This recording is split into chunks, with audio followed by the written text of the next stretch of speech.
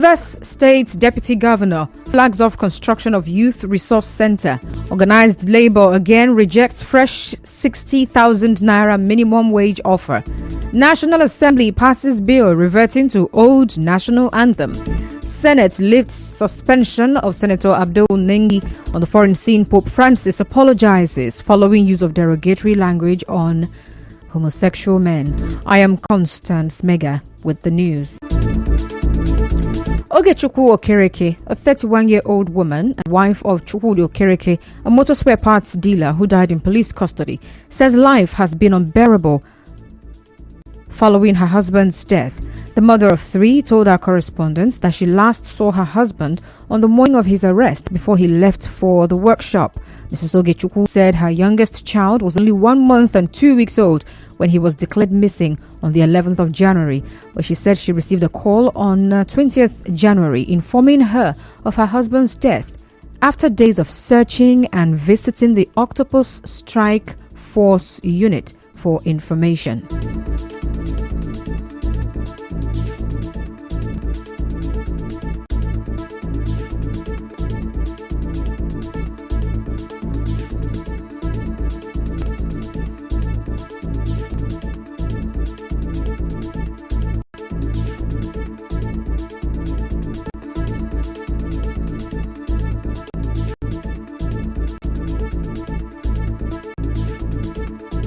Well, Mrs. Ogechukwu, who now resorts to farming, said her three children have been out of school since her husband's death.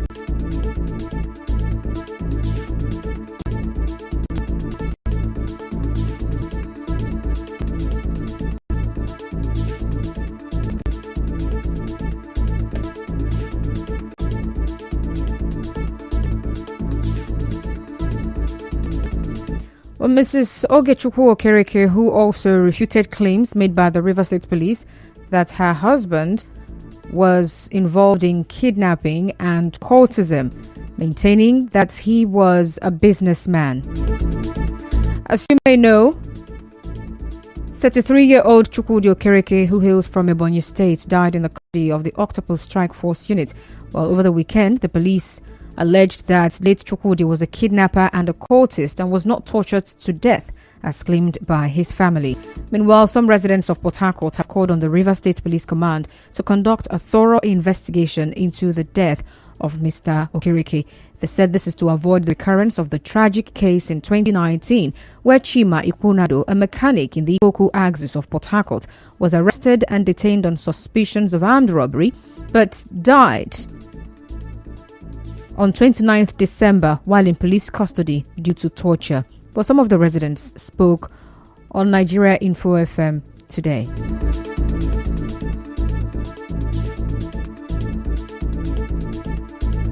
I think we need to look into that matter. If actually he was a kidnapper, then the law should take up its course. What are they trying to tell me? You accuse somebody to be a kidnapper, to be an armed robber, to be this and that, and you have already gathered people to give another information. Let law take its course. Let's look into this matter very well. Police have started to telling us another thing. See the issue of Sima Kunado. They said that he died for one way or the other, killed the guy, whereas they thought sorry. They should remember that answers occur because of the brutalization and the innocent killing of. I think it is easy for the police to just come up and begin to tell us that the young man was a terrorist, was a kidnapper and all of that. I think it would be better for the police to conduct proper investigations.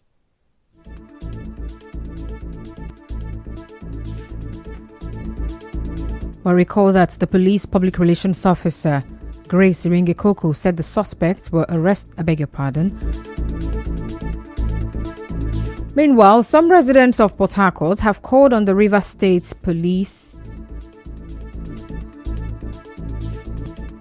Apologies for that. While the residents also commended the police for the arrest of 3 soldiers and an NSCDC official who are members of a 13-man armed robbery gang that specialized in hijacking and diverting trailer loads of goods. You cannot see our problem in this state. Somebody will catapult and fly from Kano to come here and do illegal business. Kudos to police. Please let the law take its course. When you keep army or security agents to monitor something and they are the one that are robbing something, the banditry of a thing will not storm the country. When the army did not have discipline anymore, for the army to be robbing people or to hijack some certain things in the country, it's uncalled for. They should do the needful to scrutinize all these people that are doing this rubbish act in this our land so that Nigeria can function again.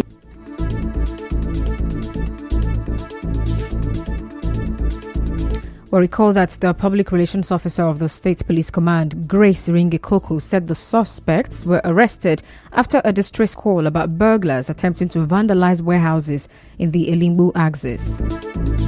Away from that, a former publicity secretary of the PDP, Kola Ologundiyan, says a court order restraining the party from removing its acting chairman, Umar Damagum, is strange. Recall that the Federal High Court in Abuja restrained PDP from removing Umar Damagum as acting national chairman. While speaking on Nigeria Info FM's Morning Crossfire, Mr. Ologundiyan said the leadership of the PDP needs to explain to Nigerians the true state of affairs in the party.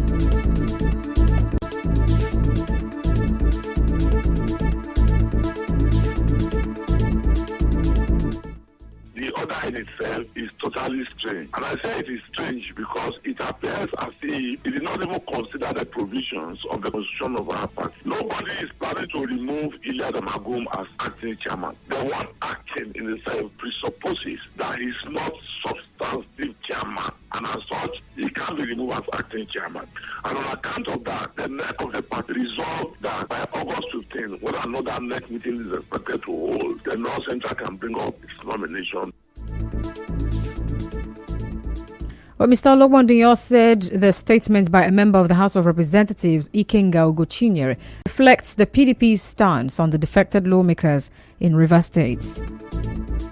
The National Publicity Secretary of the party, Edibo Olugmagba, in side statement, did say that the position of the party has not changed on the fact that the 27 members of the House irredeemably vacated their seat. So I think that is the position, I still believe that is the position of the party. And in line with the provision of the 1999 Constitution. So I do not see any ambiguity in what the party has said. That is the position of the People's Democratic Party from all the public statements that the party has put out.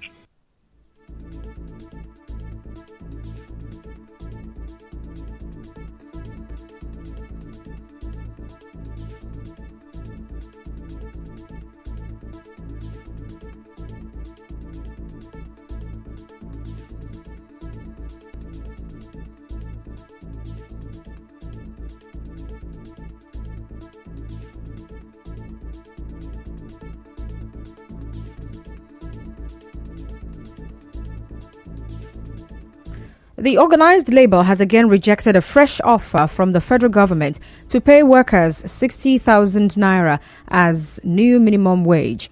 Well, organised labour made a fresh demand of 494,000 naira at the meeting today, lower than what it proposed last week. But the federal government had also last week offered 57,000 naira, but the organised labour disagreed and proposed 497,000 naira. Well, this comes 3 days before the 31st May deadline that the labour unions gave to the government to conclude the negotiations. Moving on now, the Senate has passed the National Anthem Bill 2024 to revert to the old national anthem, Nigeria, We Hail Thee. The bill, which speedily passed first and second readings today, now awaits President Bulletin's assent into law. As you may know, the old anthem, Nigeria, We Hail Thee, was written by a British expatriate, Lillian John Williams, when Nigeria gained independence on 1st October 1960, and the music composed by Frances Berda. It was, however, dropped in 1978 during the Olusegun Obasanjo military administration. Well, the House of Representatives had earlier passed the bill. Also, the Senate has lifted the suspension of Senator Abdul Ningi, who was suspended on 12th March. But the decision came after Deputy Minority Leader Senator Abba Moro moved a motion apologizing on Mr. Ningi's behalf and taking full responsibility for his action. Well, as you may know, Ningi was suspended based on an interview where he granted alleging budget padding. Still to come. More reactions as world marks Menstrual Hygiene Day. Stay tuned.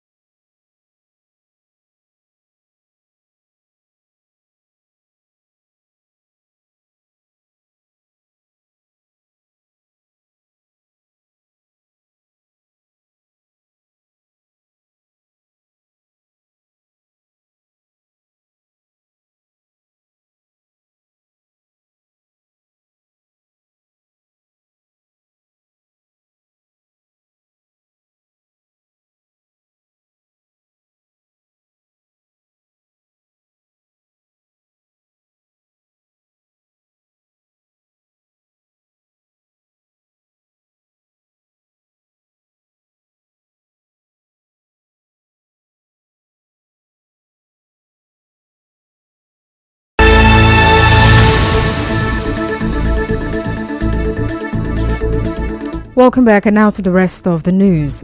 Rivers State's Deputy Governor Ngozi Odu has advised youths in the state to take advantage of the Youth Empowerment Center and become self-sufficient. The Deputy Governor said this while flagging off the Youth Resource Center on behalf of the Governor, where she said the Youth Center will have the capacity to teach, train and engage the young people. If you acquire that skill, you can put in your best and you get the best out of it. So please, as you come into this center, actually there's a multifaceted approach. They'll teach you, they'll screen you to know what you're best suited for. And thereafter, they'll give you the capacity. They will equip you with the right processes and link you up. They talk about networking. That's why I'm really excited about the TTE, teach, train, and engage. Because that was where the gap existed. When it was TTD, teach, train, and dump, there was a gap. Well, the Deputy Governor also encouraged young people not to despise the days of their small beginnings. In another development, a medical practitioner, Anne Imoru, says although sanitary pads are the primary menstrual hygiene products used in Nigeria, they have become too expensive for many young women and girls. But Dr. Imoru of the Clinical Pharmacists Association of Nigeria spoke to our correspondent as the world marks Menstrual Hygiene Day today. She also cautioned against using tissue paper due to its potential hygiene and health risks.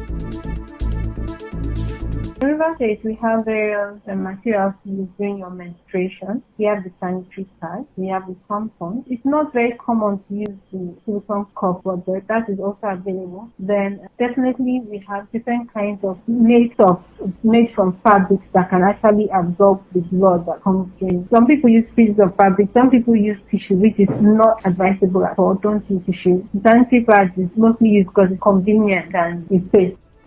But Dr. Moro also expressed concern over the poor hygiene habits of some females during their periods, which she says exposes them to some health issues.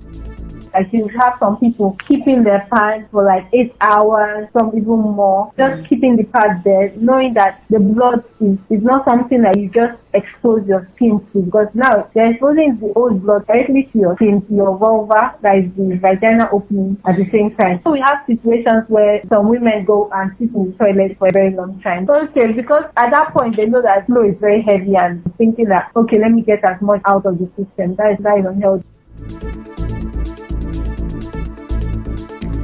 Well, Dr. Moro also advised those who experience severe menstrual pain to seek proper medical care. And she also advocated for free pads for underprivileged girls and women. On her part, another medical practitioner, Ezine Okpani, gave a detailed explanation of how young girls can calculate their menstrual cycle.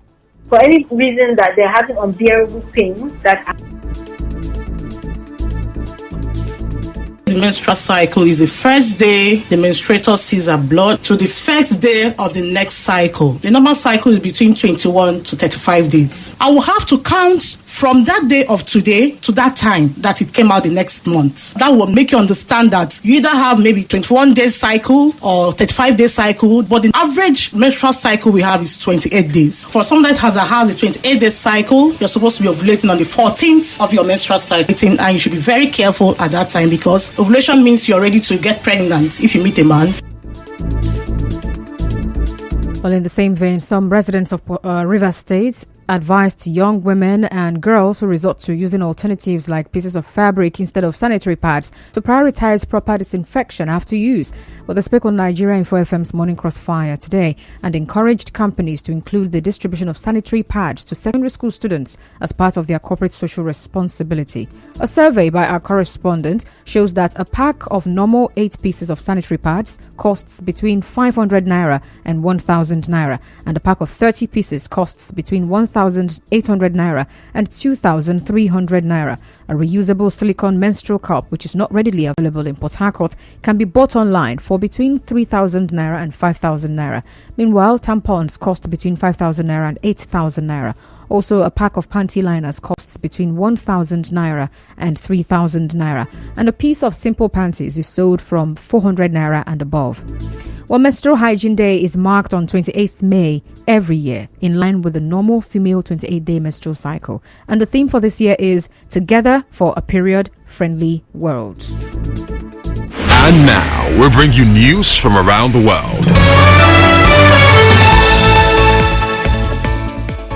Pope Francis has apologized following reports that he used extremely derogatory language towards gay men. A statement from the Vatican said the Pope did not mean to offend anyone and apologized to those who were hurt by the words or by the use of a word. On the news this evening, you heard that Ogechukwu Okereke, widow of late motor spare parts dealer Chukwudi Okereke, is lamenting that life has become unbearable after her husband's death. The organized labor has again rejected a fresh 60,000 naira minimum wage offer by the federal government. The National Assembly has passed a bill to revert to the old national anthem. And on the foreign scene, Pope Francis has apologized for using derogatory language on gay men. The news was edited by Onyeka Chinwosu. To reach the news team, send an SMS or WhatsApp to 0808 721 7215. I am Constance Mega. Thank you so much for listening. Good evening.